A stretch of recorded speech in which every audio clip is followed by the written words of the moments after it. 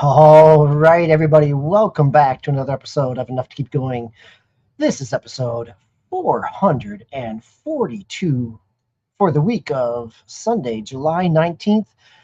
Whew, hot, smoky, depending on what part of the country you've been in, depending on what color your sky is on any given day.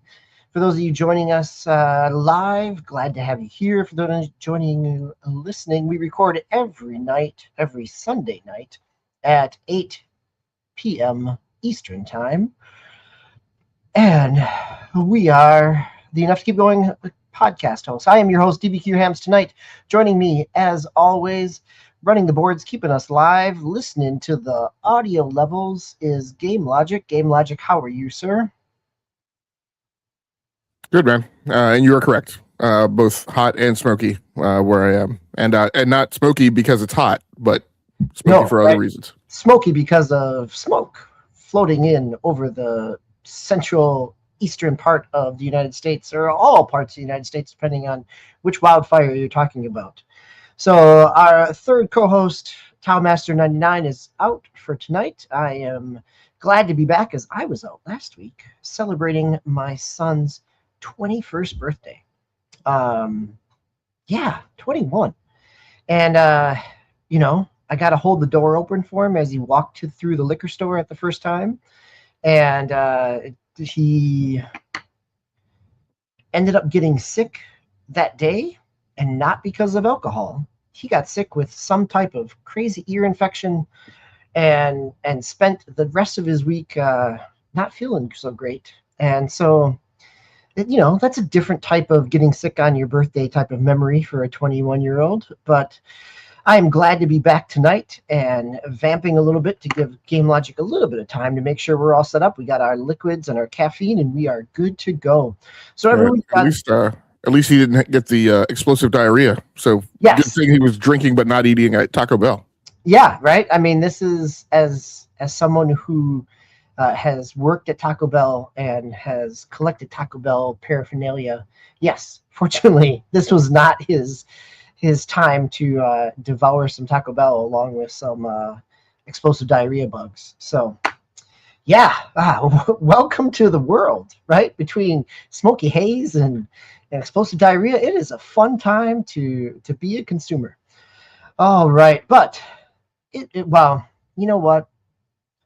That sarcasm actually kind of plays with the last 3 years, 2 months, 1 week in the games industry as well, in terms of the challenges that the game industry is facing, not for wildfires and explosive diarrhea, but for sustainability and profitability and all kinds of other pieces. So last week, Game Logic and Tao were talking about all the Xbox news. We got a couple follow-up stories from that tonight.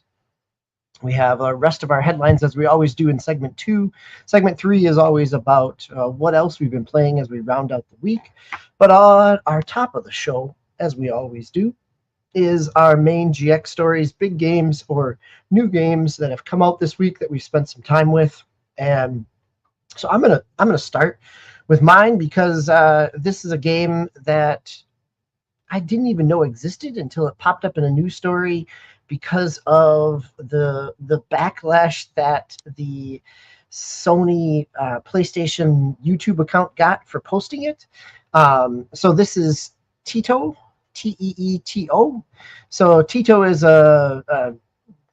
it is a 3D platformer collectathon, released on Steam and PlayStation and Xbox and Switch 2. It is, and as I was alluding to, the headlines on some gaming sites about it is not necessarily about the game itself, but about people using it as a platform to complain to Sony of their recent no physical commitment starting in 2028, as we've talked about here. But Teeto is a relatively straightforward kind of N64 feeling platformer. Graphic style is kind of an up-resed PlayStation 2 style. It is kind of There's a little bit of Banjo-Kazooie, there's a little bit of Mario 64, and a little bit of Kirby in there. It's developed by a two-person team, a husband and wife team out of New Zealand. Their company is Eat Pant Games, and it's being published by Super Rare Games. And it sounds like it's about 7 to 8 hours, a little longer if you're trying to do a little bit of everything, because it is a collectathon. I think it has like 4 to 5 different levels. The levels kind of work very much like they would in Mario 64, where you've got some gateways that you would go into. You can actually kind of see the images of the world. So this is if you're watching the video here, this is the Nintendo Switch 2 trailer for it. It is a relatively, again, kind of low graphic style, very crisp and clean. Not a whole lot of textures, but it works for this feeling that it's going for. You are the title character Teeto, which is T33T0. And it is you are a creation of this little bunny that rides on your back. And similar to like a Banjo-Kazooie, Banjo-Tooie, you've got, the character you're controlling, an additional character on your back that kind of is the narrator as you're going through. The Kirby aspect here is that you are absorbing powers. And so, or not even powers, you're absorbing things which then give you powers. So you can absorb a trash bag and become a pile of trash. You can absorb a flower and have like a vine to shoot out to swing on. You can absorb a rock to be able to jump up and do like a rock smash down into the ground to hurt enemies, or to break through levels, or break through destructible areas in the environment to get down to a lower level. You've got, in 3D platformer space, you've got full control over the camera with your R stick. You've got a double jump, and you are out there collecting tons of stars, which are your kind of Nintendo-like coins. And then you also are rescuing these little creatures, and there's 3 or more of them each level. And if you miss one, you can go back into the level to try to get it. Again, it is in many 3D platformers, right? You are not there for the narrative, you're there for the exploration. The narrative here is that it is kind of a post-apocalyptic world where, global warming and the environment has eliminated some life. And there's animals and some your antagonists are anthropomorphized, like you saw in the video, a snowman, or little dots of flames, or other little creatures that you are taking out as you go. It's really enjoyable. It's lighthearted. It's not super serious. It's not something where I'm edge of my seat, white knuckling. It is I'm sitting back, playing it on my Switch 2. The frame rate on the Switch 2 runs really solid in single player mode. One of the unique things with this game is that it has a split screen co-op mode, local multiplayer. I haven't had a chance to try it yet, but as you saw in that trailer, you are straight up and down split screen. You both have the same character. And one of the things that it does, unlike some games where it's tethering you together at a certain point, you can pretty much go out and separately explore the world, and the split screen will capture that. As you come back together, the screen seals back together as it does like in a Lego game. And really looking online and reading some reviews and analysis of it, that's where the frame rate takes a hit, which seems to make sense, right? It's running two versions of the game at the same time and processing that independently. So it makes sense that frame rate is potentially going to take a dip. Playing it single player, it's running pretty smooth. It's nice and quick. It is, I think, like $18 or $19 full price. It's on sale right now for like $15. So it's if you enjoy 3D platformers, it's it's fun, right? I think I had a chance. I read a review by the developers on Ladies Games. Yeah, Lady Gamers. The interview was by Yvonne Van Gelben, and so they talk about kind of their development cycle and again, for a studio of two people working on this, it's one of those small little titles that kind of punches above its weight. Uh, if this was, it fits very much in the late 90s, early 2000s kind of character platformer mascot type of games. So if you have some nostalgia for that, or you're looking for a 3D collectathon, it's under $20, and I'm enjoying it. It is something I'm not in any rush to kind of come back to. I mean, not in any rush to push my way and finish quickly. I'm enjoying kind of exploring the 3D worlds, just like I did with what was the frog game back in January? I have to look that up here. Again, where you were a frog platformer, something. Anyhow, it looks like Game Logic, you were going to have a question here. So, Big Hops was the game that I talked about and enjoyed back in the beginning of the year, which is another 3D platformer by a small team. Yeah, I was going to ask. So, DBQ, you know that I am not a big platformer person. I do. Yes, I do. I will get into a Metroidvania here and there. Is there anything here for, I am firmly right now in my ball and gun gamer phase. I would expand that trope a little bit by saying ball, what is it? Ball, gun, and wheel gamer. But is there anything here for the non-platform crowd? I would say the place where this might have an intersection for you is that if you are playing with your daughters, right? Like, because it has the split screen co-op, it is actually kind of a nice gateway into 3D platformers, because as you could have an inexperienced player and a more experienced player in the same level helping each other out, right? This is not the Mario Galaxy where you are simply just waving a Wii remote around and stunning some people. You are fully working together, but it's also not like a split fiction, orbits type of game where you need both people to solve a puzzle.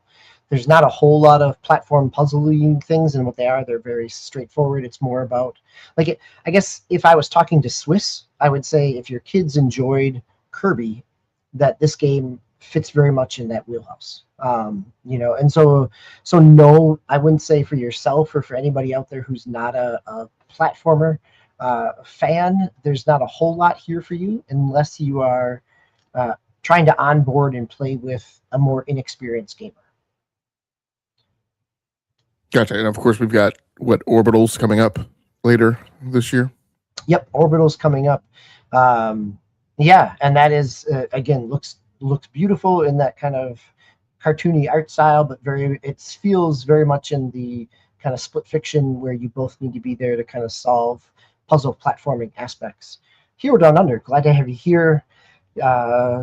Playing some Gears of War Reloaded. Good for you for still supporting Microsoft, even after the past couple of weeks. They're glad that somebody's playing their games. It might not meet a billion engagement, but at least they can count you. That is, caught me off guard. That was not where I expected you to go with this comment, but well played. Well played. That's right. And very factual. Can't have a little bit of sarcasm after these past few weeks with the state and potential future, if there is one for Microsoft. We might as well have a little bit of fun with it. Yeah, Hero Down Under. You know what? I think platformers are one of those where if they click for you, that's great. And if they don't, it's something where it almost has to hit a certain spot in your gaming kind of history to kind of click for you, right? Like, I don't know that somebody is coming into a 3D platformer fresh after playing so many other years. And so, but if it's something where you had some nostalgia for in some console generation or another, I think that this scratches that itch. I don't know that it's not doing anything different that is going to suddenly bring people. Yeah, it's a very, I don't know if polarizing is the right term, but it's a very and it's not divisive. It's just that people with platformers, people seem to be either these days are either in or they're out, right? It's for a lot of people, and I think it's a very valid perspective. It is a mainstay. It is a staple of gaming. It is a evergreen, always present genre that kind of formulates like the very beginnings of gaming and the game mechanic, OODA loop, or do loop, I should say. And so, they're definitely to be respected. And then you have things like, obviously, when Nintendo shows up with a platformer, right, it gets into the Game of the Year nominations, and then you have things like Astrobot that come along.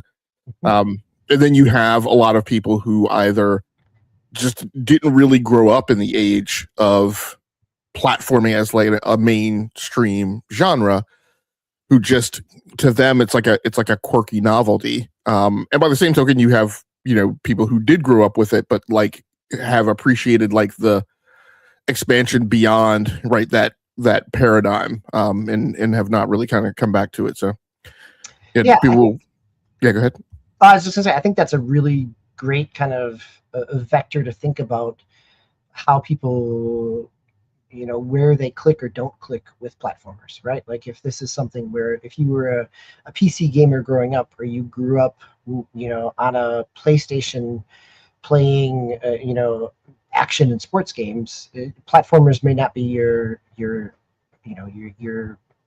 default kind of fallback genre. But I think it is something where, if it is, there's lots of good examples of it out there. I think there's people that are doing some different things. I think even just having a 3D platformer that isn't so bloated and is relatively accessible also becomes something really nice as well, where it doesn't have to be a $60-$70 game to give somebody a chance to play it. If it runs great on the Switch, if it runs well on the Switch, I'm sure it would run really well on the Steam Deck. And this feels like another game that would work well there. I think, go ahead. Hero Down Under talks about, right, growing up playing fighting games, the OG Prince of Persia. Yeah, it's a very specific type of platformer in the original Prince of Persia era as well. So, I would say that's probably the case for people that grew up in the, came of age playing games in the early 2000s when Grand Theft Auto was all the rage, right? Like, that becomes their checkpoint. Or people that,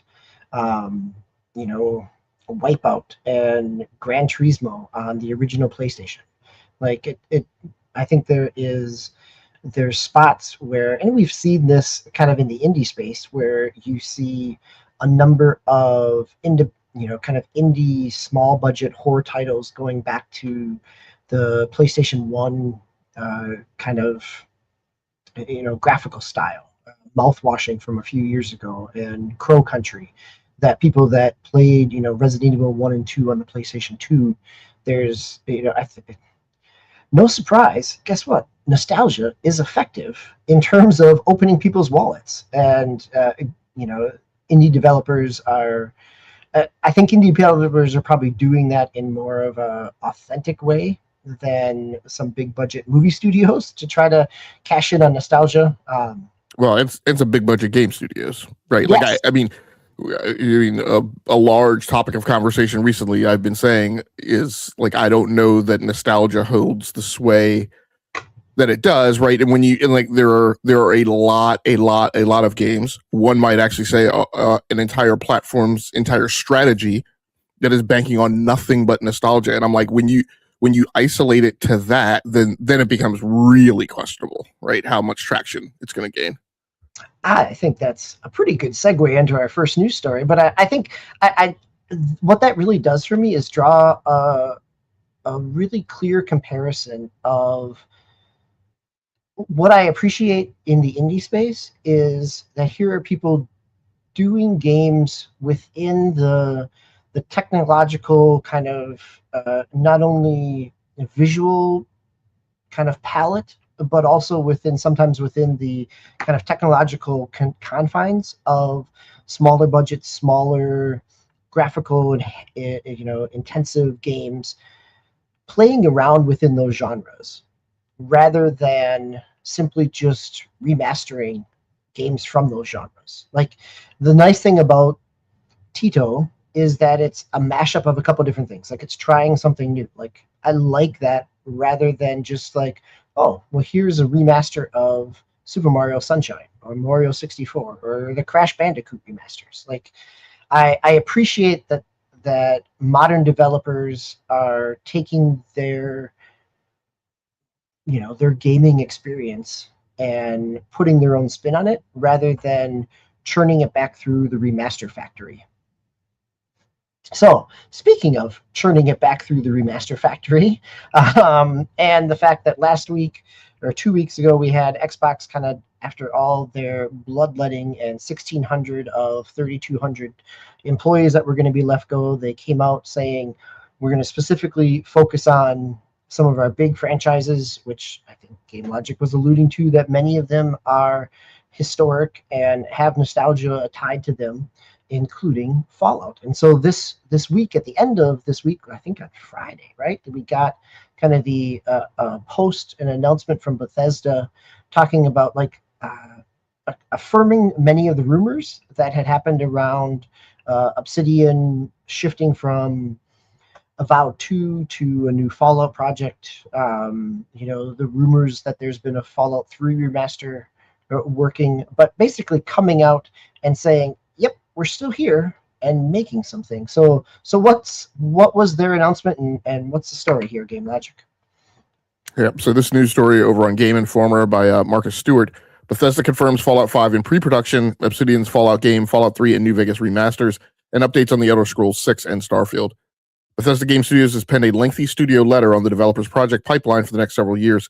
Among the updates are confirmation of multiple Fallout projects, including Fallout 5, and notes about the Elder Scrolls 6 and Starfield. Bethesda details the future of Fallout, confirming that Fallout 5 is currently in pre-production, saying it remains our long-range destination. This echoes a similar statement he made in 2022 when he said Fallout 5 would arrive after the Elder Scrolls 6, which will likely still be the case. The game is being developed using Creation Engine 3, Bethesda's next-generation game engine that will also power the Elder Scrolls 6. Multiple Fallout projects are also in the works. Bethesda confirmed it is developing remasters of Fallout 3 and Fallout New Vegas. No release windows for these remasters yet. Fallout 76 will get a major expansion in 2027. Fallout Shelter is getting new seasons. In the last Fallout related update, Bethesda confirmed it is working with Obsidian Entertainment on a new Fallout game. So lots of stuff in here. So a couple of things that I think get confusing in tracking the news story, right? So Fallout 5 is Bethesda's title, not Obsidian's. Although I colloquially refer to Obsidian's project as Fallout 5, and will continue to do so just to be a jerk.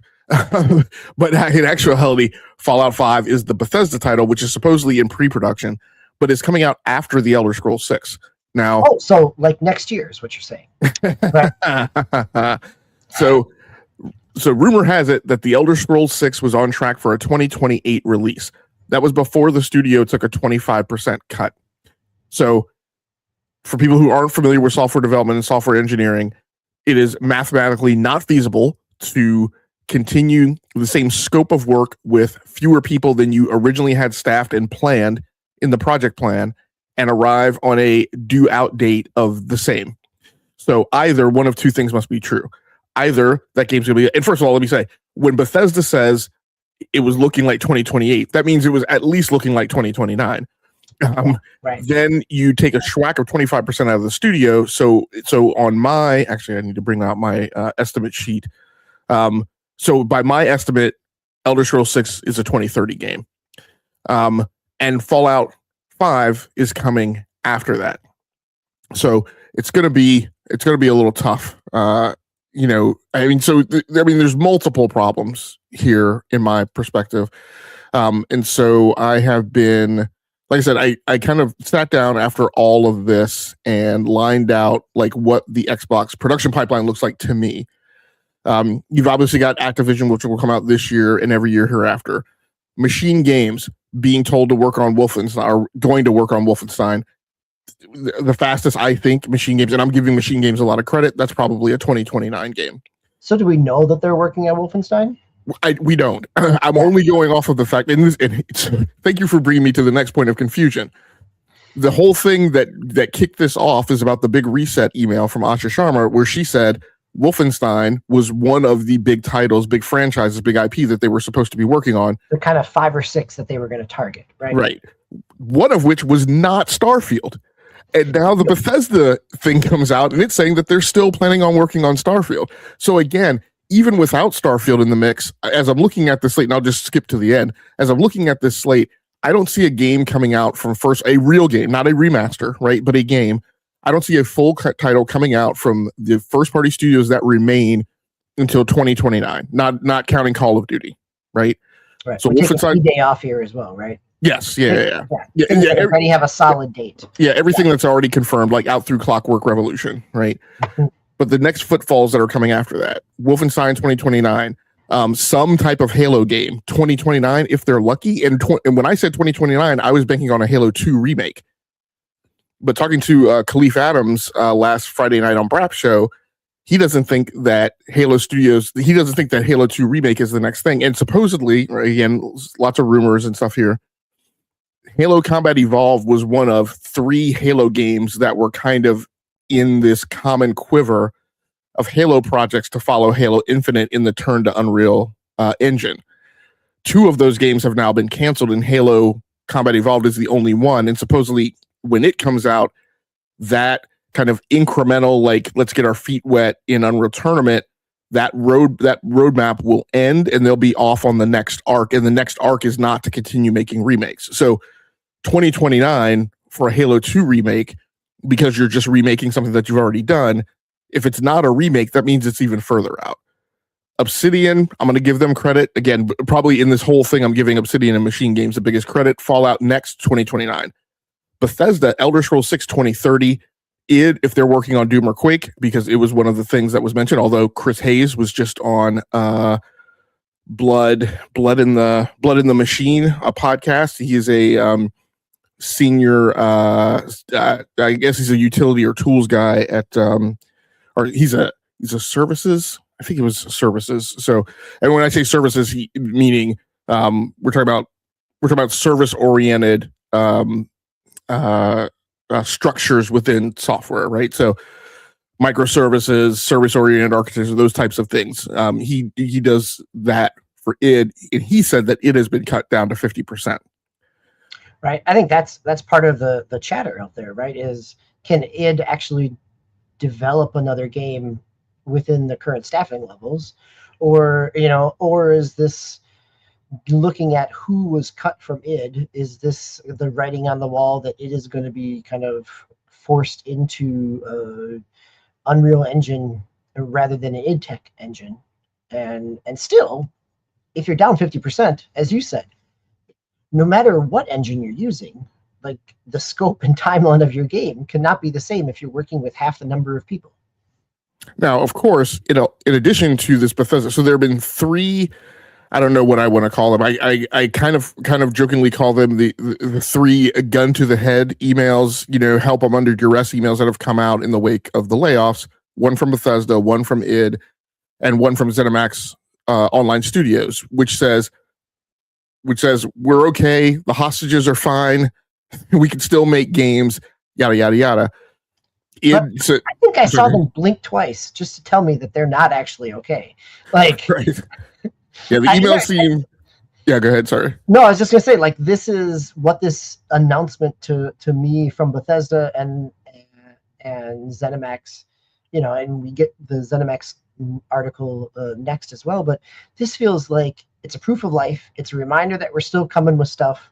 Like nothing in here feels like it is an imminent kind of release or a game project. It is more like, yep, we're still here. Look at the things we're doing. Don't write us off yet. Yeah, it's very much I want to talk to my daughter, right? If you want the ransom, I need to know that they're okay, right?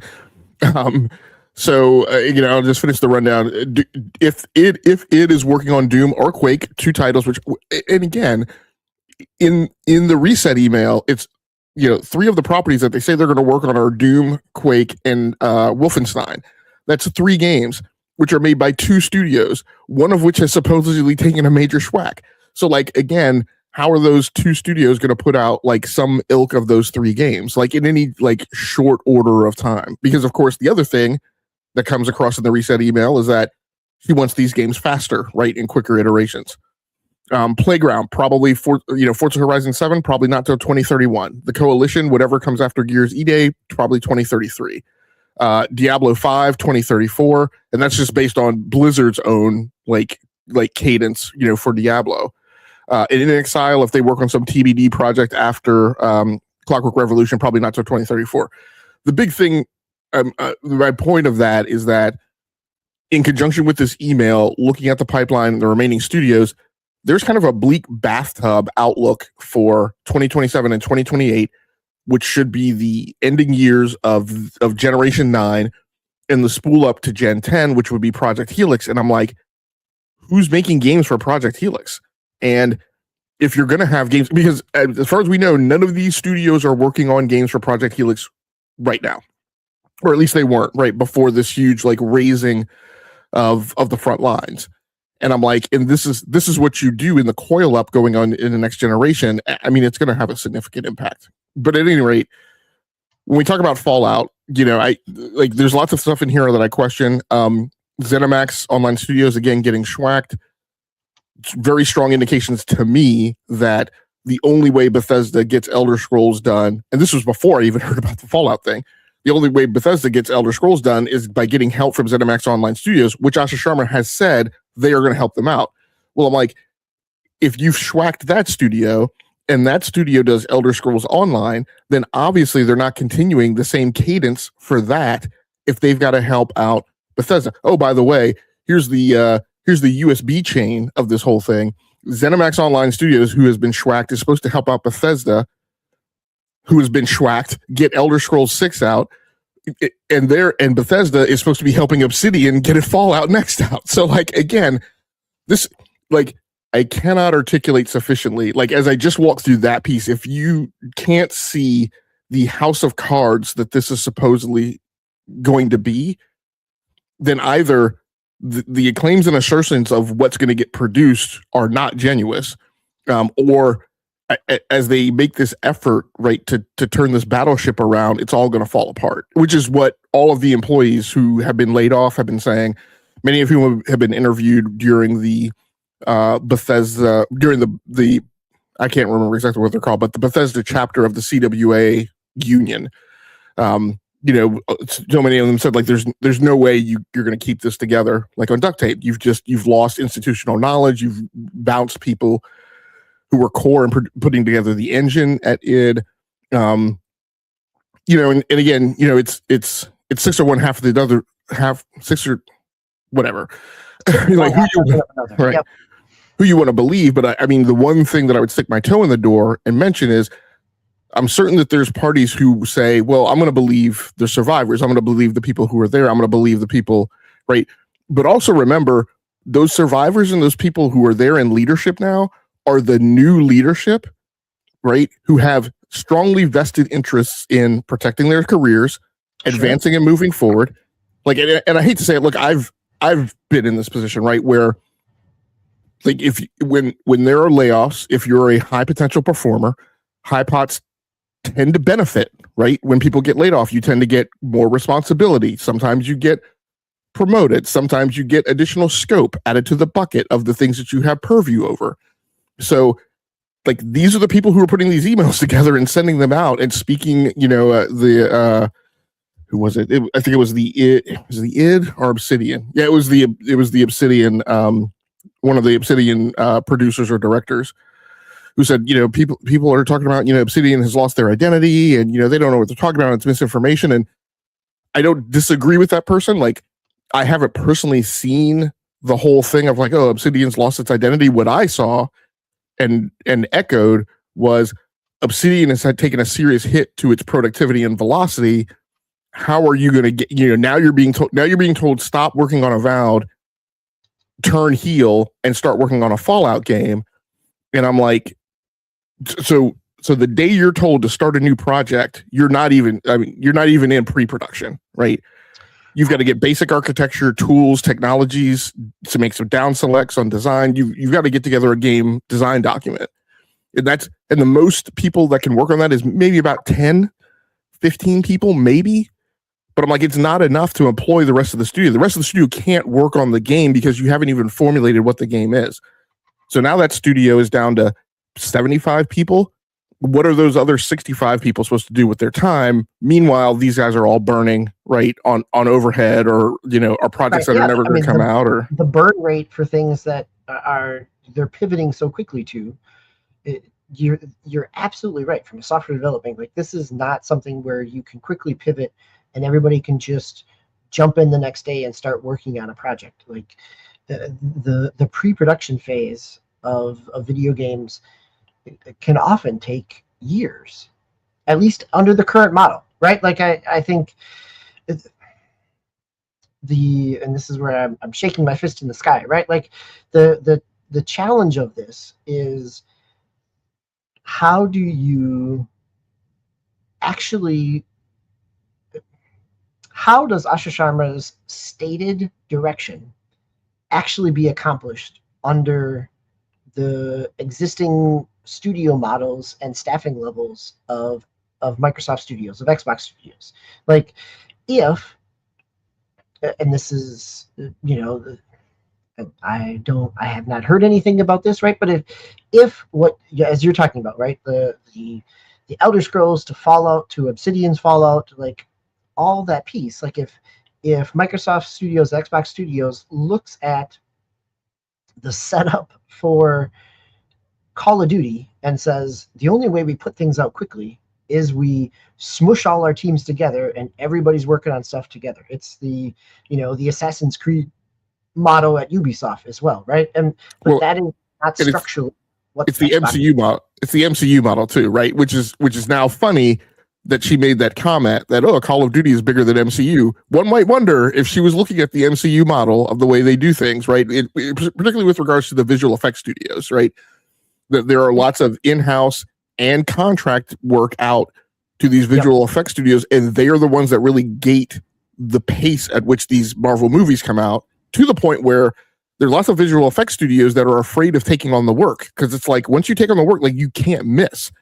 And so there are severe penalties, right, if you fall behind schedule or you don't make a commitment. I'm sorry, go ahead, DBQ.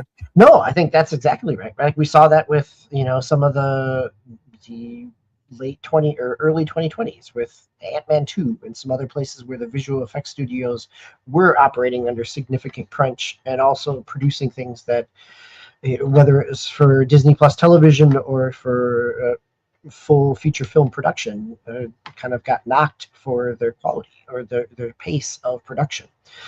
But yeah, I think that this is really a challenge of, I don't see, and the more I read about this, the more challenged I become, is I can see on a spreadsheet and understand from a business point of view of, if I need to reduce my costs, this is a way to do it. If I'm looking to then invest in the brand and create product, this feels like I have just cut off my legs as I'm starting a race. And like, I have a hard time seeing that there is a positive direction 3 years down the road, as you're talking about, your timeline of Xbox releases. Like the spin up and the production feels like it's going to take so much more time than what Xbox might have from an investor standpoint. Yeah, I mean, and that links to like this discussion of exclusive as well, which is again ridiculously unclear from that camp, because Matthew Ball is running around saying exclusives are the only way you get people to buy consoles.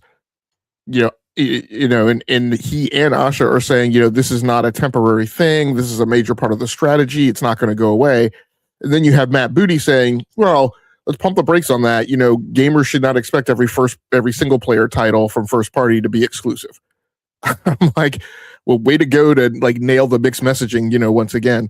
So, but the big thing with the exclusive thing is, just as you said, DBQ, is could the exclusives thing work? Maybe, right? You've got to, again, this is a matter of like your downward pointing arrow on all your financial and market share charts, right, is racing downwards, and you're saying, right, you've got stuff that's going to slow the momentum, right, reverse the inertia, and this thing is somehow going to hit the bottom and bounce back and rebound. Like you're at 35 million-ish consoles now. You're saying that 80% of your business is on console. You're going into next generation where the console's probably going to be expensive. People were sluggish to upgrade this time, and that's only going to be exacerbated. So I have this thing that I've laid out that I've called I think it's called, it'll come to me in a second, the deterministic multi-generational console market model. And when I apply that, and when I apply that to PlayStation, what I say is there's going to be this 30-50-30 split where 30% of your customer base is going to go ahead and upgrade to the PlayStation 6, but 50% this time are going to stay on the PlayStation 5. And another 30% are going to be somewhere between, some lower power variant of the PlayStation 6, because maybe they do a set-top box version of this PlayStation 6 handheld or something like that. But at least the handheld, right? So you're going to have, my point being, I believe the industry is headed towards the console industry, because we already have this on PC, is headed towards this stratified, tiered, high-end, thick middle, lower end, right, gaming structure. And I call it deterministic because it sort of happened this generation, with still more of it being on the high end, at least for PlayStation. But it just kind of happened. It didn't happen deliberately, right? But I'm saying this time they're going into next generation intentionally. If I take that same model and I apply it to Xbox, now what you're looking in, and so in the case of PlayStation, what I'm saying is you have, like, by year 5 of Gen 10, you're going to have 30 million people or so on the PlayStation 6. You're probably going to have 50 million people or so on PlayStation 5, and then you're going to have the rest on some mix of the low power stuff. But with the key thing being, the next time around, you're going to have to continue producing games for all of those tiers the entirety of the generation, right? I think we're done seeing the thing where you say, pulling chalks, pencils down, we're no longer developing for the last generation, right? It went on longer this generation than it normally has, but I think next generation, it's not going to happen at all. If I apply that same model to Xbox, you're at 35 million people on console now. That's 80% of your business.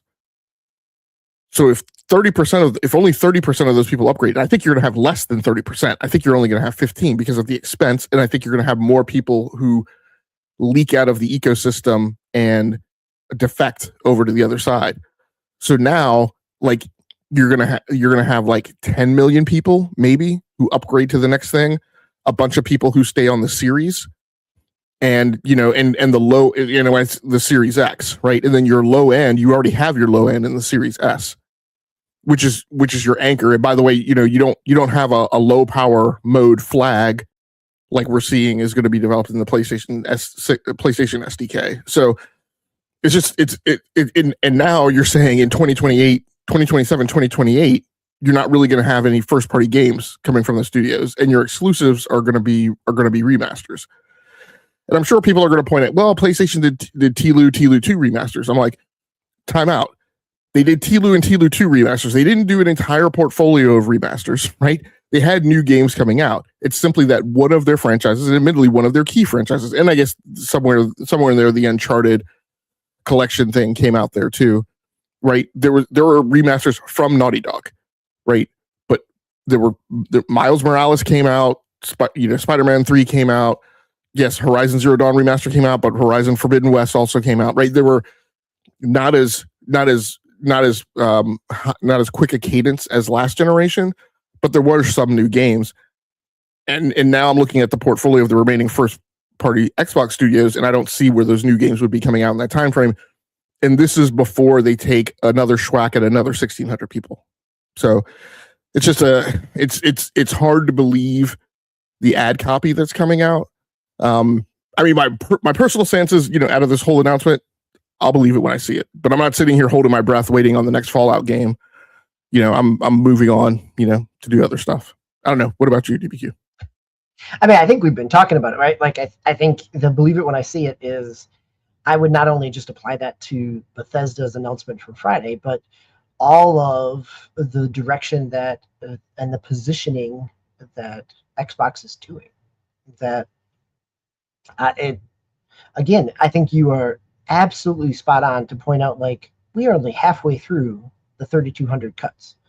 So, when those happen, trickling out over the course of the rest of this year, again, what does that do to timelines? Like, this feels very much about positioning and trying to rebuild some player-based confidence in terms of what's coming next, without any type of kind of realistic timelines and development schedules to get there. So, yeah, go ahead. Just want to hit a couple comments from Hero. How long before consoles take on a complete Apple TV form factor or a Fire Stick form factor? My comment to that is they already have. I mean, you can play Apple Arcade on Apple TV. You can play NBA 2K on Apple TV, and I have mine hooked up to a 4K 43-inch monitor. Right. So, and I've played Game Pass on my Kindle Fire Stick. So I think it's there. I get what you're saying, though, in terms of, like, when this becomes the low barrier entry point for the console makers. It certainly seemed like under the Phil Spencer era that this was a direction they were going. We will see, but I think with moving things digital only on the PlayStation, it makes something like this more likely for PlayStation to consider, because of the digital only factor, which you point out as well. Well, then he has, when it becomes a norm for everyone. Here's my stance is, my problem is, and so by that becoming the norm, I'm taking that as you're meaning like the low power compute, right? Becoming the norm. And my contention is, once gaming is at that point, gaming is a commodity and nobody really cares.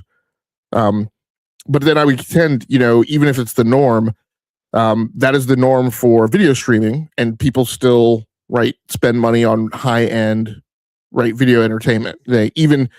Even when there's a difference between Apple TV. Well, now, especially with the price increases, there's a difference between Apple TV and a Fire Stick, right? And even in the Amazon portfolio, there's a difference between a Fire TV Cube, which is a significantly more, right, capable device, than a Fire Stick. And so people will, right, there will always be these tiers, and there will always be a thing. So even when a thing is a norm, there's going to be a higher end version of it. And this is part of my difficulty with the, gaming's got to be affordable thing. I'm like, well, we don't say that about cars. We don't say that about, like, any other, we don't even say that about TVs, I was talking to Brap the other day, and he was like, yeah, I have an LG OLED, but plenty of people have a TCL or a Vizio, So I think we'll always have those things. And then for the individual consumer, then, like, you have to decide. Like, there are things that I don't care about, right? That I'm like, if the microwave breaks, just go get a microwave. I don't my wife, like, don't bother me with, like, what version we like. And sometimes I get my hands tied. Like, our dishwasher is a Bosch, right? If it were up to game logic, it would not be a Bosch, right? I'm just like, just go get a functional dishwasher, replace the thing. But then there are things that I care about, and those things I spend money on, and those markets exist, right? So this whole notion that like the industry's headed for a crash and you're not like, no, like it's just it's seeking where to normalize, right, and where to settle down. And for people who want the high end stuff, I'm comfortable and confident that we will always be able to source and find high end stuff. I'm sorry, DBQ. No, don't apologize, especially as a fellow Bosch man. Like, I'm going to let you have your dishwasher conversation. No problem. But no, I think it is, there's so much here, and we could spend the rest of the night talking about this and still not know anything more, because there's so much left to play out. And it's still like, I have a challenge seeing that any investor looking at this sees that this is that there's a healthy road ahead for a profit margin, right? Like, unless you're an investor who is like, I'm going to throw some money at this and buy Xbox. But otherwise, if you're just looking at Xbox and Microsoft stock, like, this does not feel like a safe investment at this time in terms of Xbox Game Studios. Well, that's where I was headed. I didn't stick the landing on that because I got distracted by Hero's comment. But like, yeah, like when you look at the exclusives thing, could the exclusives thing work? Yes. After a very, like, given the numbers that I talked about, where this thing is going to bottom out. Like, so when you bottom out at like 10 million people on console, and that's 80% of your business, the time to rebuild that to being a viable market share holder on the back of exclusives is a very long time. I've estimated a full generation, 7 years. And just what you're saying, right? Exclusives, but also like this whole thing with Bethesda and the time to get a Call of Duty like MCU like pipeline set up to crank out Fallout and the Elder Scrolls is like, it doesn't happen on a dime. It takes time. And so who has the patience and the tolerance for 7 years? You know, I know if I'm Satya Nadella and Amy Hood, who I estimate that there's an expiration date on how much time they're going to be in those jobs, right? I'm like, I don't think I'm walking out the door, right, with this being my legacy, right? This constantly failing and toppling over business, you know? If I'm a shareholder, I'm starting to ask, not starting to ask, I've been asking very aggressive questions for a very long time about why are we doing this? Why is this happening? So it'll be interesting. Yeah, I mean, my and again, I go back to then myself as a personal consumer. I'm not waiting, you know, I mean, this has been going on for 13 years now. Like, I'm not spending more time waiting, right, for somebody to figure this out. All right. Well, this is not going to be the last time we talk about Microsoft and the state of their game studios. So let's hit the next news story here, which is still related to this, but we'll probably just quickly touch on it because we've already kind of talked about the related state here. So this is Stephen Totillo over at GameFile talking about a couple of the leadership at ZeniMax Studios, ZeniMax Online leaving. So ZeniMax Online is the Bethesda, the Elder Scrolls Online studio. They were hit during the layoffs with over 200 layoffs to their studio. The total, he goes in even, you know, he gets the warn notice and the number of jobs impacted down further below. And ZeniMax jobs overall are 379 jobs in Maryland that have been affected. Granted, some of those include like food service workers, 60 senior QA testers. But again, animators, creative director, 7 producers, like just back to what we were talking about in terms of thinning out your staff does not make your pipeline more nimble and able to actually produce things quicker. And so this follows up with the news stories from last week, as we've been talking about, but also it follows up with what ZeniMax Online has posted, as well as like, first it started as the previous roadmap that they had was not even going to be possible given this, and then you had a second follow-up of basically saying we don't even know what's possible to come. So some of the directors here, Joe Burba, 14-year veteran, along with Elder Scrolls Online executive producer Susan Kath and game director Rich Lambert and a production director Ala Diaz, all have left ZeniMax Online. So, and this is, I don't know that I have a whole lot more to say, because it's kind of exactly in that same spot where we were just talking about. It feels like this is another shoe dropping in terms of the, like, part of this is these are not people that were affected by the layoffs, but these are people that are now leaving the studio.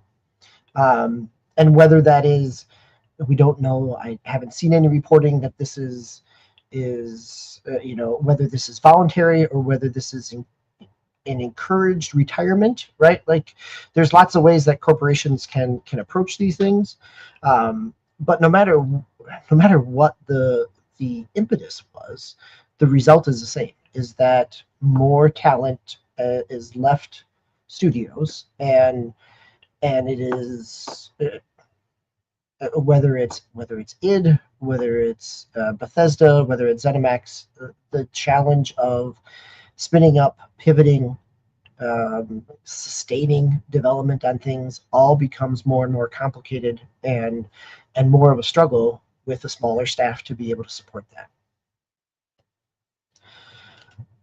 Well, one game that does not have a small staff is GTA 6. So, Game Logic, your next news story here is some estimates on pre-orders from Newzoo.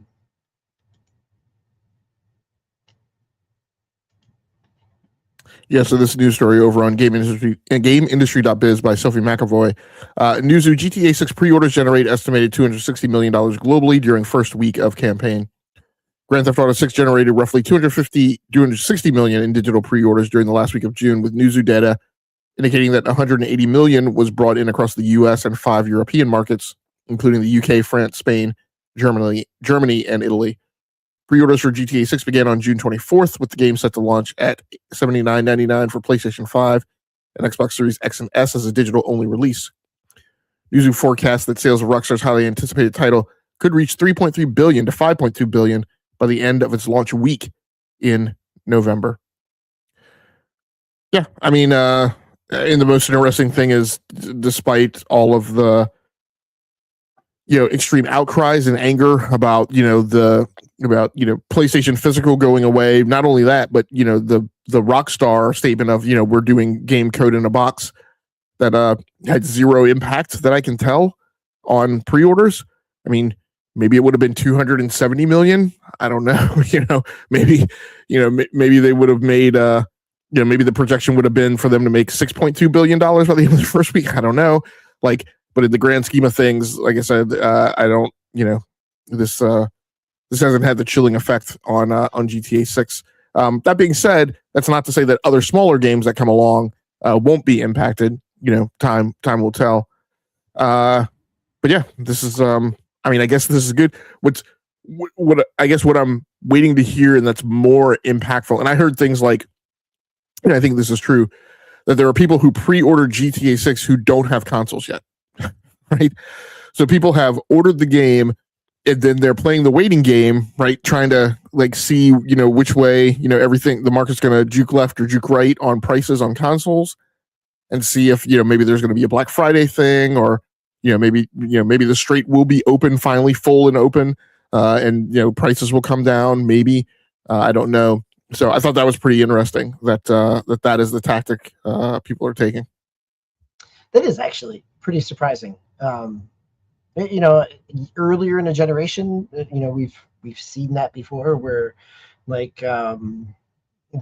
Legend of Zelda Breath of the Wild sold more copies than there were Switches sold within the first 3 months of its release, right? Like, people who were planning on it, but 6 years into a console generation, these are your hardcore GTA people that are pivoting consoles because their new game is coming out. And I think you're absolutely right of Rockstar 2K has the presence with GTA 6 that they can pull off a no non-physical version without a whole lot of kind of sales and revenue blowback, because of the profile of the game.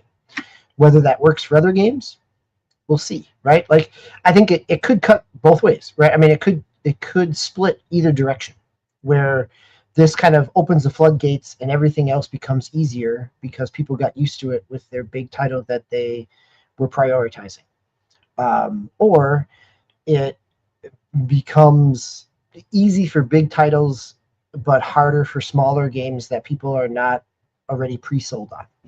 So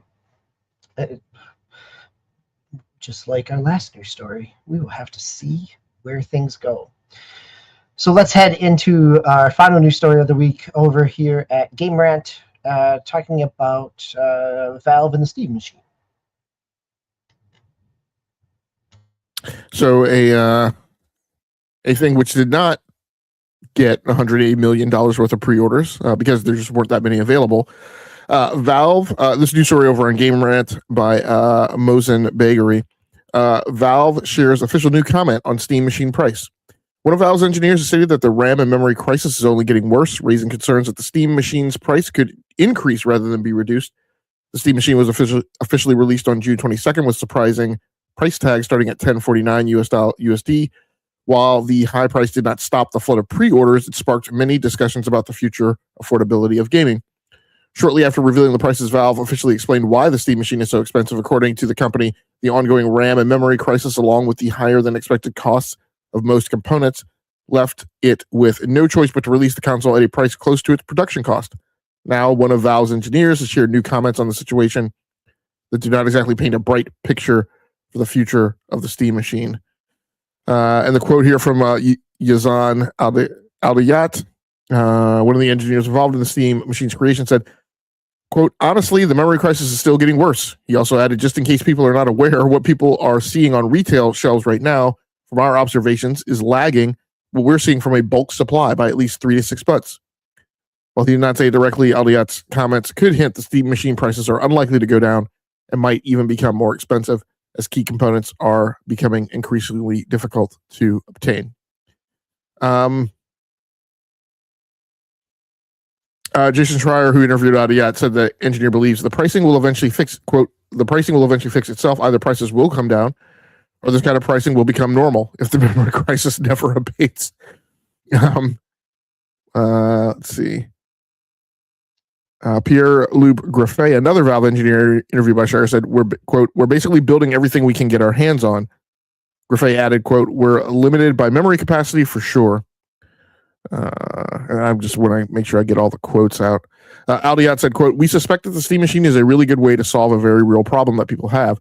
If that's borne out to be true, from our opinion, it's a success. And so, I mean, part of my perspective on the Steam Machine was, the people who would respond to it from the addressable market were people who were below the median, right, that Valve was targeting for, based on the hardware survey, people who would see this as an improvement to their current rigs. And I said that might be appealing to people who either had a rig which was outdated and either just didn't want to build, but maybe didn't want to spend the expense on a GPU upgrade, given that GPUs by themselves are $1,000 now.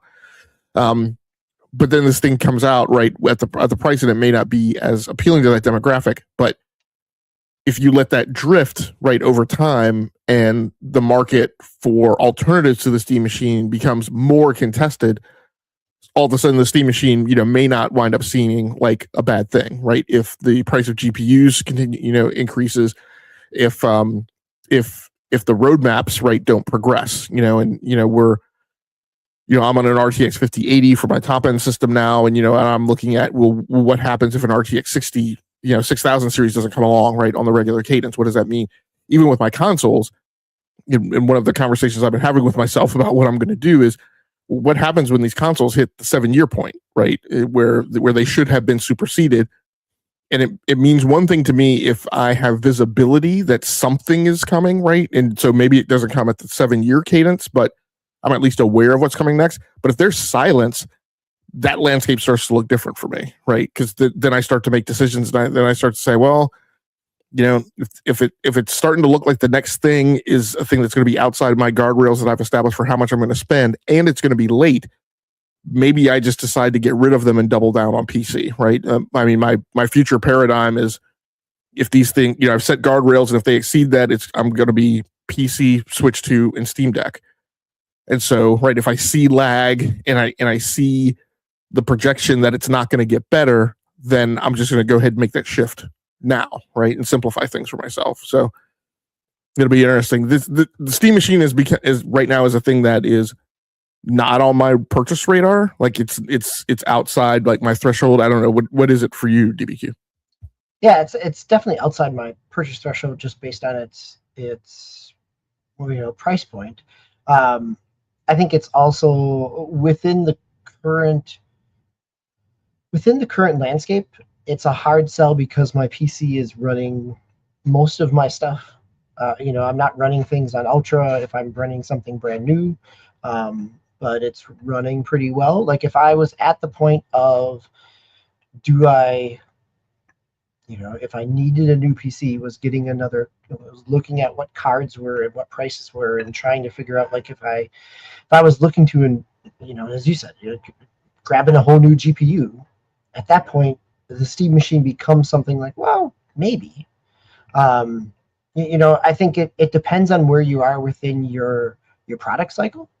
And it's also, it will be interesting to see, because I think you alluded to this as well, is like the price and the value of it doesn't feel great right now because of, a PS5 Pro still is $900 and some dollars, but is still a little bit under a PC. I mean, under the Steam machine. Once we get pricing on the next generation, potentially a Steam machine looks a whole lot better, depending on what its performance is as well. So Hero Down Under talks about, not needing a new console, but is certainly getting used to having one every generation, right? And I would be shocked, Hero Down Under, Hero Down Under says that if the PS6 exceeds $800, then I can't afford it. It means staying with the PS5 Pro and playing more on your 5060. Running on a 5060 should keep you going for quite a while. And I will be shocked if a PS6 is under $800. Like that would have to be the low end entry point that is scaled back in some other way if we're still looking at these price points. I think the landscape coming into the next generation, whenever that generation hits, is going to be completely different than what we've seen in the last 20 plus years of gaming console generation changeovers. So, and as you said, like, right, we're at the 7-year point. It could be very possible that we don't get any official announcements of anything because of some of these constraints. All right, well, let's move on to our final segment here and round the corner into the last 20 minutes or so of the show. And Hero, this is why we do this show, so that we can affirm your positive spending control, right? Hero Down Under says, I can control my spending. And we are here to affirm that and say that is the right financial choice. Like, just because we love to play video games doesn't mean we love to pay for the price of playing video games. And so having some guardrails on your own financial budgets and knowing what is feasible versus what is desirable, no matter what your hobby is, no matter what your passion is always a good thing. So let's talk about, go ahead, Game Logic, were you going to say something? No, I was just going to say, and the market provides for those options, right? I mean, this is the part that's frustrating with the, either gaming needs to become affordable again or the market's going to crash. I'm like, the market currently provides lots of other options. Yep, but they're just not high end what we have thought of as industry-leading console and software. And so they don't get coverage, and people don't talk about them. And so lots of people who are supposed to be leading these conversations don't provide those alternatives and options to people, because there's tens of thousands of AA and indie games that come out every year. Every year, yeah, and that is exactly right. Like there were multiple indie games that came out this week that I wanted to try, and I only priced out and picked up one of them. The same is true for next week. So what you've been playing is not an indie game, though, and far from it. So we were talking about how does Microsoft get their other studios, or could they even be thinking about, and would there be a benefit of getting their other studios into that Activision Call of Duty model where you have multiple support studios all coming together to make an annualized product? And Game Logic, you are playing that annualized product. So Call of Duty Black Ops are you back on the wagon for this, or is this like you're chipping away at it and you're just coming back, playing a few? Tell me where you're at with Call of Duty Black Ops 7. I'm on a slightly different wagon. I've changed the wagon. And just to go back to your earlier comment, like your allusion to the notion of what if Fallout and Elder Scrolls become this Call of Duty like production pipeline? I've said thanks a lot, Hero Dan. We appreciate you coming through. That is not an undesirable model to me. I in fact said during the acquisition, I said the acquisition in reality, there's two major things coming out of the acquisition. It's that they want King because they want the big mobile play, and it's not so much Call of Duty as an IP. It is that they want the knowledge sharing and the expertise and the whatever of how, as a video game, they strung together this big MCU type production pipeline that keeps cranking this game out every year. It's not a bad model to go to, I don't think.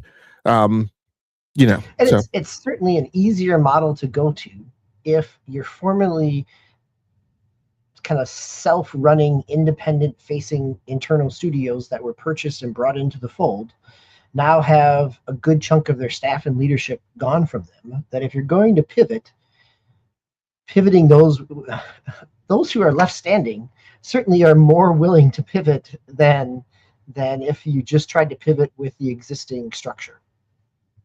So I'll leave you off with one speculation for us to maybe marinate on for the next week. What if? Because I was about to say, but the problem with that is like the thing they're building though is this big story thing, right? What if? And people hate it when I say this, but I'm going to say it because it fits better with what Xbox is trying to do. What Xbox is trying to do is they're not trying to do stuff built on the legacy. They are trying to pivot to, like, they're using these legacy IPs, but somewhere in there's also discussion of a new business model and a new production model that makes sense for the changing landscape of gamers.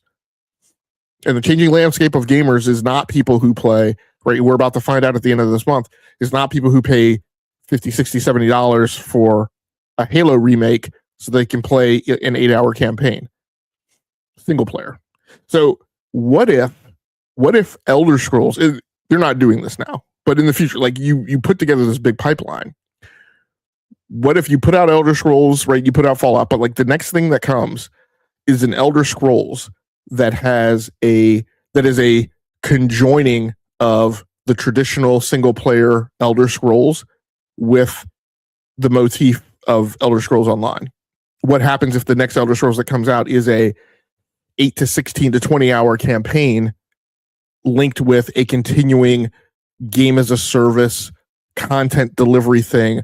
And I'm not talking about, I am talking about gas because we're flunking these things in gas, but what if it's a structure a la Cyberpunk, right? And The Division and Witcher, where the initial delivery is smaller and you have all these teams participating, but then what you do is you have a continuing content delivery tail that goes along with that.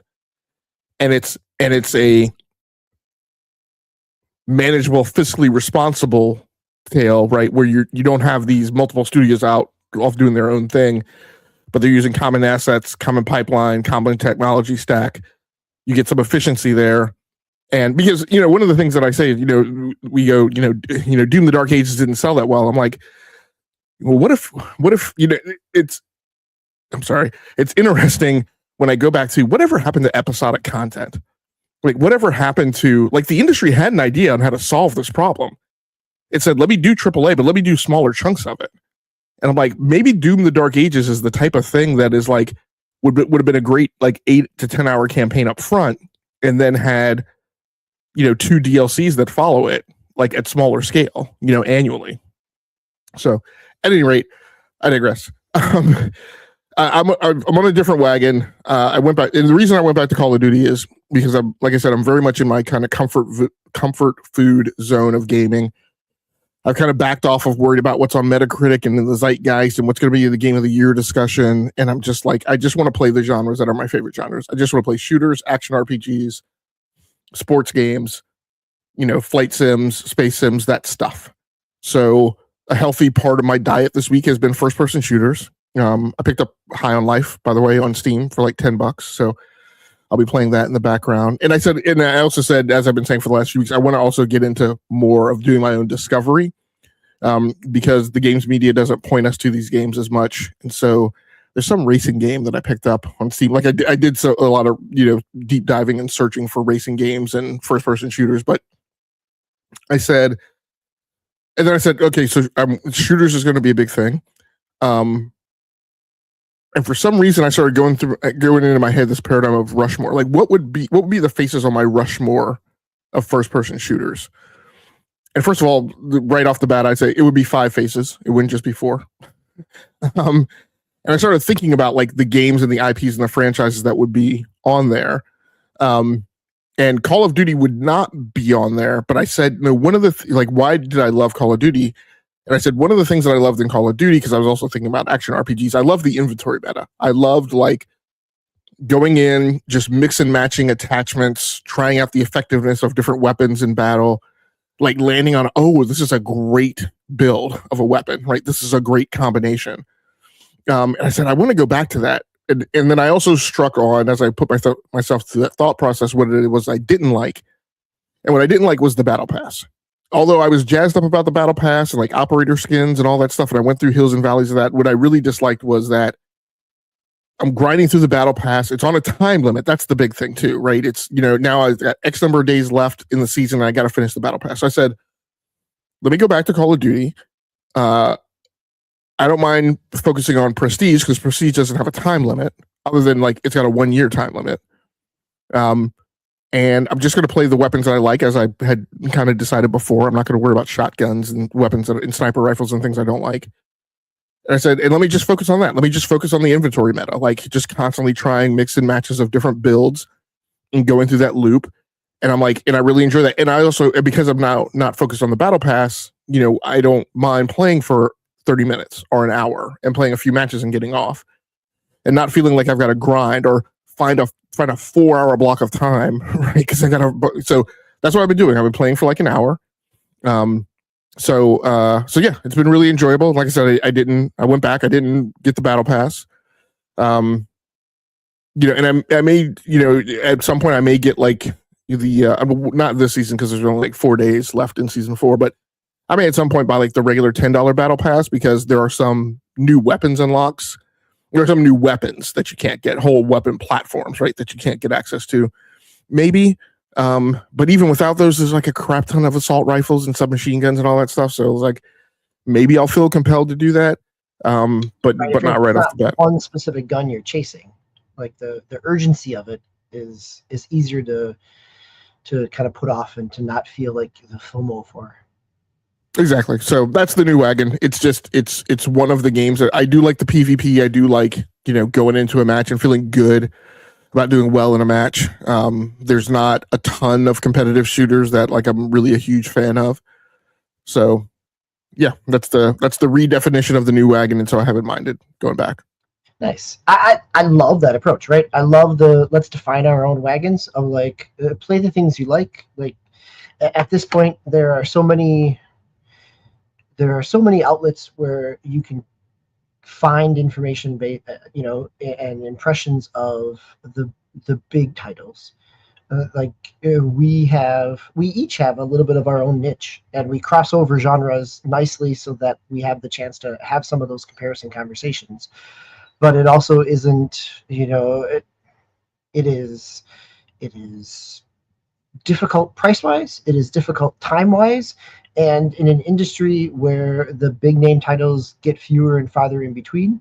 I think that it is valuable for us as enough to keep going, to figure out what keeps us going, and to not feel beholden to a big name title just for the sake of a big name title.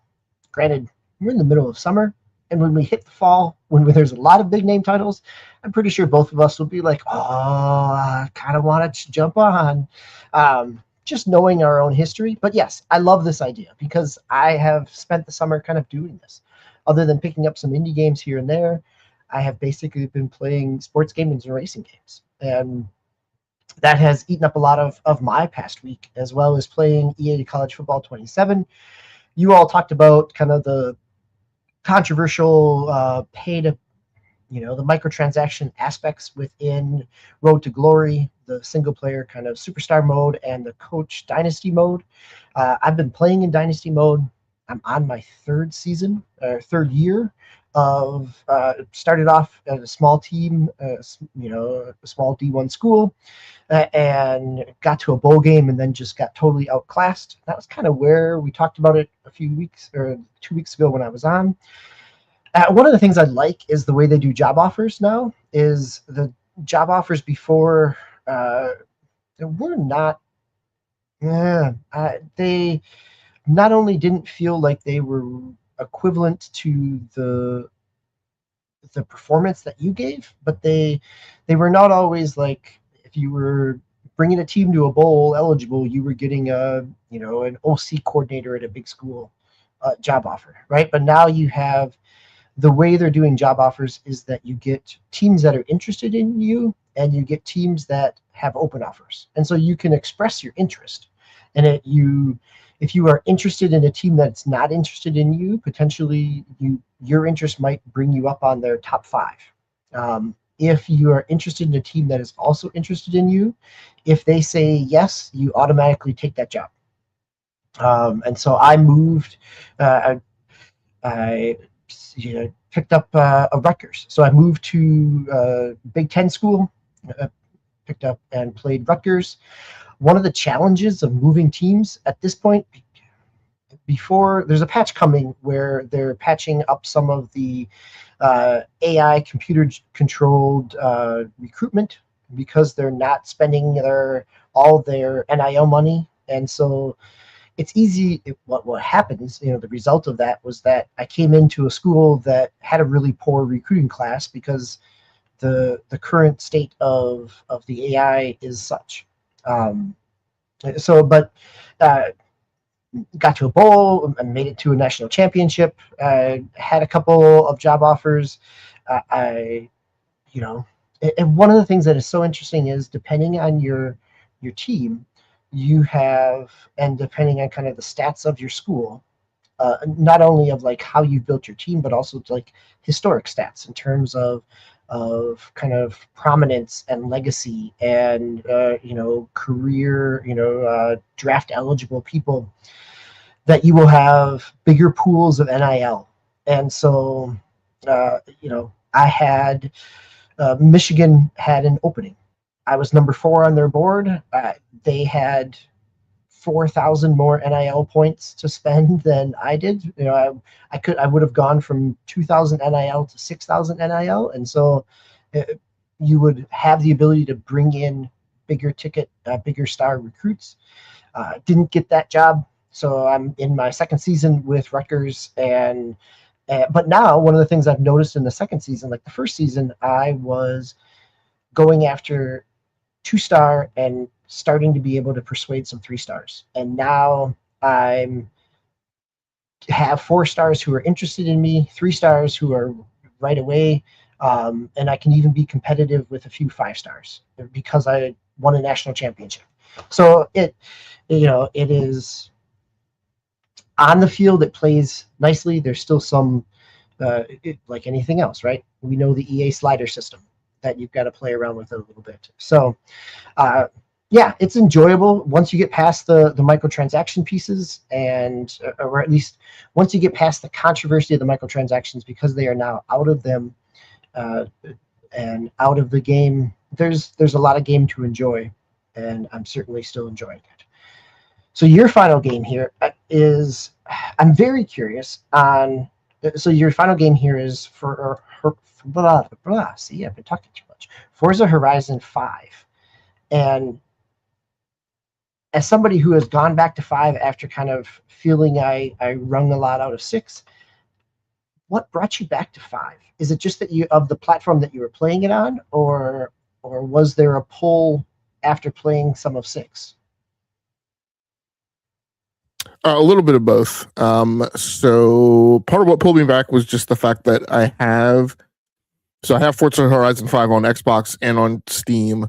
If people recall, last December, January, February, there was this problem. I think at the time when I switched how I was managing passwords, and I changed a lot of my passwords at that time. And I don't think they were related. I think something else went on concurrently. But I lost the ability to log into my games that required an Xbox login on Steam. And I was not the only person who suffered from that, so I don't believe it was because of me changing my password manager. That eventually seemed to fix itself, like in maybe April or May. And so I have gone around, and also during this time, I was also very aggressively trying to get the Xbox app out of my life. And so I actually uninstalled it, and I actually uninstalled even the game bar on my Windows PCs, which is a thing that you should not do. Don't uninstall the game bar. Very bad things will happen. That takes a little bit of you're working pretty hard to get that out of there. And yeah, I would bet that it might be connected to some things that are not immediately transparent. Yes, it is. The game bar is ingrained in the Windows operating system now, and so removing it causes like lots of hidden problems that you start troubleshooting, and then you don't realize it's like associated with the game bar. So at any rate, I got past that. I have been going around installing some of my Xbox app games, but also because and the reason I have it on Xbox app and on Steam is because there was a time where I was like, I don't want to deal with the Xbox app. I want to, and so as things went on sale, I would grab like titles that were important to me on Steam. Sure. I stopped doing that because of the login issue. But in particular, what I had on Steam was I had Forza Horizon 5, Microsoft Flight Simulator 2020, and Halo Infinite. And Halo Infinite I actually had for a while because one of the known workarounds was if your Xbox app version of Halo Infinite multiplayer was acting up, switch to the Steam version, right? Which was just a common tactic that like my buddies and I used when we were playing Halo Infinite multiplayer a lot. So this has been ongoing in the background, and I reinstalled. Well, actually, so I have Forza Horizon 6 on the Xbox app. I don't have it on Steam. I wanted to play Forza Horizon 5 on my Steam Deck, and so I installed it on my Steam Deck, but I also installed it on a few PCs, right? As now it's working. So mostly it was because I wanted to play it on the Steam Deck and try it out. And so what's been super interesting is I do not have my Xbox Live account linked to my Steam account anymore.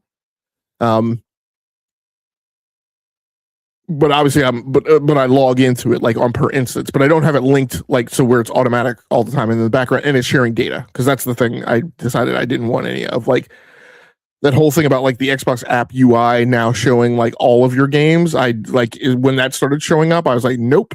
And I disconnected like all those accounts. So like when I'm in my Xbox app, I want my Xbox games to show up. I don't want my Steam games and my Epic games and all that stuff. I'm an adult. I don't need your help managing that. So because I don't have my accounts linked, I'm still a little surprised. I would have thought upon login it still would have synced. But because I don't have them linked, the Forza Horizon 5 campaign started over. which was actually very interesting because a fellow content creator, I was on an episode of his Thrifty, and one of his like philosophical questions was like, if you could go back and like, you know, replay any game like or franchise like for the first time without like prior knowledge, like what would it be? And it wouldn't have been Forza Horizon, but at the time when he mentioned it, I was like, oh, you know, it would be really cool because we had all this commentary about Forza Horizon 6. And in my head, I was like, I feel like Forza Horizon 5 like was a much better intro and blah, blah, blah. And I said, I don't know if I'm going through revisionist history. It'd be really awesome to go back to Forza Horizon 5 and see the intro for the first time. By the way, it is much more exciting and engaging than the opening of Forza. Yeah, Forza Horizon it really 5. is. Yep. Forza Horizon 5, you drop out of the C-130, and that's the thing when you drop onto the edge of the volcano. I'm like, so like everything. Yeah, it does spectacle better, that's for sure. Yeah. So anyway, I installed it. I booted it up. To my great surprise, it started the campaign over. So I'm currently now like kind of replaying like another instance of the Forza Horizon 5 campaign. Interestingly, it does feel like the better game. And again, that could be revisionist history because I was like not totally like happy with Forza Horizon 6. And now I'm going back to Forza Horizon 5. And so it may be a kind of placebo effect that I'm telling myself it's the better, but I feel like it's the better game. Just in terms of like the campaign structure, because remember, like Forza Horizon 5 was the whole thing where you had like 6 different festivals and you unlocked them, right? So choose to which ones to unlock. Yeah. So I feel like that progression like was a little better than like the Forza Horizon 6 thing. But at any rate, I'm having a good time. That's the important thing. I'm having a good time playing the game. I enjoyed both of the games, Forza Horizon 5 and Forza Horizon 6. It would actually be like a cool thing eventually in a day to like see a Forza Horizon launcher, kind of like you have in Call of Duty, but also in Assassin's Creed now, where you could just go into the launcher and launch like all these different versions of like Legacy Forza Horizon, so you could go back and play them. But with that not in place, it's fun. I'm having a good time. Go back and replaying the Forza Horizon 5 campaign. Yeah, I spent a good amount of time earlier this month and the beginning end of last month playing a lot of going back through and unlocking all those pieces in Forza Horizon 5 because I didn't do that the first time around. And having coming right off of 6, it is a much faster progression than 6, but it also feels like it drives you forward more than 6 did. Like there are times when 6 really starts to drag as you're moving through the progression.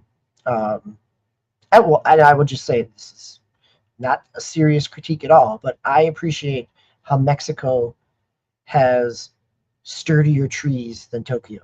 Like there has never been a tree that I cannot run through in Forza Horizon 6. And so it makes off-road driving, it almost just simplifies it, dumbs it down. Where in going back to 5, like, oh yeah, I have to actually avoid the big trunks and not just blow through them all like an arcade game. And I feel like Forza Horizon 5, it would be interesting to see like an actual like square mileage comparison. But I feel like Forza Horizon 5 models more geography than Forza Horizon 6 does. I feel like the environment is a lot more spread out. I've always felt like in Forza Horizon 5, there's a reason to just point at the waypoint and just take the risk of just driving cross country to get there rather than driving by road, because like by road it seems like it will take forever. The grounding in the Latino culture, as we mentioned before, seems like so much more well done than Forza Horizon 6 does in Japan. It's interesting you say the progression. I feel like the progression is faster in Forza Horizon 6. That was one of the things I kind of softly complained about. Was like I was like, in a very small amount of time, I have like 7 of the 8 houses supposedly that are available. Like in Forza Horizon 5, I've played about 5 hours at this point. Of the restart of the campaign, I have like 1 house, and like I literally can't afford to buy like the next one, and I keep running up against these limiters of like I want to do like a big upgrade or buy a car or whatever, and I haven't earned enough money. So, but it also feels like more worthwhile. Like it was so fast in Forza Horizon 6 that I was like, what? Like, I feel like this is all gedunked up for like the mainstream crowd. No, I think you're right there. Like it slowed to a crawl was in that last segment. Like everything else moves so quickly, and that's kind of where I enjoyed going back to 5. Is like I felt like there's, and partly there's so much more content because of all the creator stuff that's been generated over time.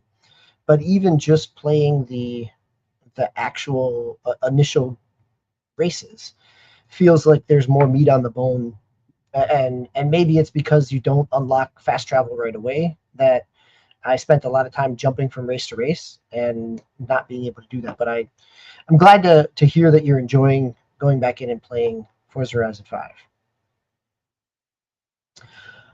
Plays really well on Steam Deck too. Like I've complimented Forza. Like I hate the wheel and pedal support in Forza Horizon, but I'm forgiving of it because it has one of the tightest and best like controller schemes and feel in a racing game. Like most other racing games, most serious. Like I cannot play Assetto Corsa with a game controller, and I can get through Formula One, but like it's not super pleasant, you know. Same thing with Dirt and WRC. Like I can play those games, but like they kind of go off the charts when you use wheel and pedals. Forza Horizon is the opposite, but the good thing, one of the good things about that is like it feels like great on the Steam Deck with the embedded controllers. Nice. Yeah, I'm glad to hear the performance on Steam Deck is good. It's one of those where like that would really be a nice game to kind of casually jump in and out of on the Steam Deck.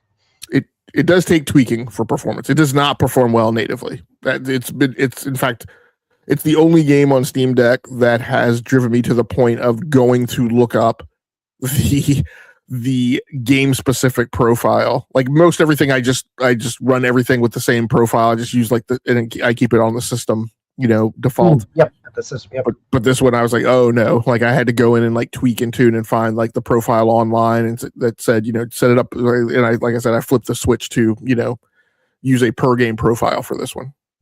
Nice. That's good advice. And fortunately at this point in time, there's plenty of documentation out there around the Steam Deck and which games perform and what tweaks need to be done. So let's round the corner and call it a night. We've got a couple new releases coming up this week. I would say probably the two biggest ones are Avatar Legends, the fighting game, coming out on current consoles, PC, PlayStation 5, and Xbox. This has been getting pretty solid reviews, or pretty solid previews coming out of Summer Game Fest. I heard a number of people talking about it. Fighting feels solid. It also has... it feels pretty, if you're an Avatar, The Last Airbender fan, it sounds like they're doing well by the IP. And then on the 23rd. Also on the 23rd is Splatoon Raiders coming out for the Switch 2. They had the Splatoon Raiders direct or showcase a couple weeks ago, Treehouse Live, looking more at this is kind of a single player or a multiplayer PvE type of mode for Splatoon Raiders. A couple of other games that are on my radar are some of the indie games that I had played demos of over the past year. Fading Echo is one that I talked about coming out of Summer Game Fest. That's a 3D action adventure game. And Lifted is another game coming out this week.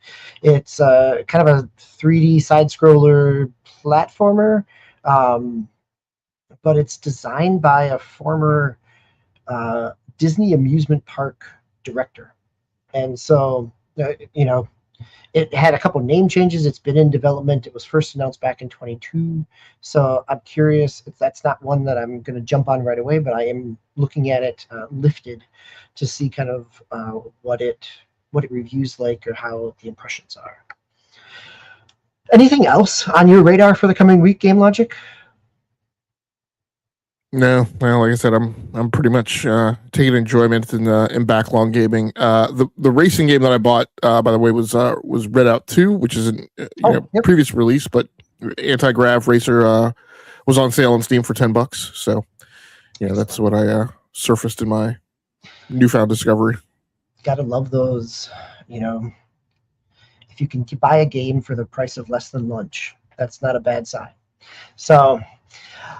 All right, everybody. Well, thank you to everybody who joined us here Down Under. Always glad. I appreciate when we can have a conversation with those of us in the audience as well. So thanks for jumping in and out. Everybody else who had a chance to come through or is watching live or afterward, finding us on YouTube or on your favorite podcast, distributor of your choice. We are here every Sunday night. This is enough to keep going. Sunday evenings at 8 p.m. Eastern Time. And I have been your host, DBQ Hams, joined by Game Logic, keeping us moving forward, steady and stalwart of analysis. So thank you for that. All the discussion tonight. Lots, for what could have been a relatively short show. There's plenty of conversation about what is going on and where we all go. So I'm looking forward to seeing what comes next. Or maybe I'm not looking forward to it, but I'm looking forward to discussing what comes next, because I don't know if it'll be good, but I sure know that if you stick around with us, we're going to have plenty to talk about and plenty to talk with you about as well. So for myself, DBQ Hams and Game Logic, this has been episode 442. 442, there we go, of the Enough to Keep Going for Sunday, July 19th. So until next week, play the games you love those you play with, be kind to yourself. Good night, everybody.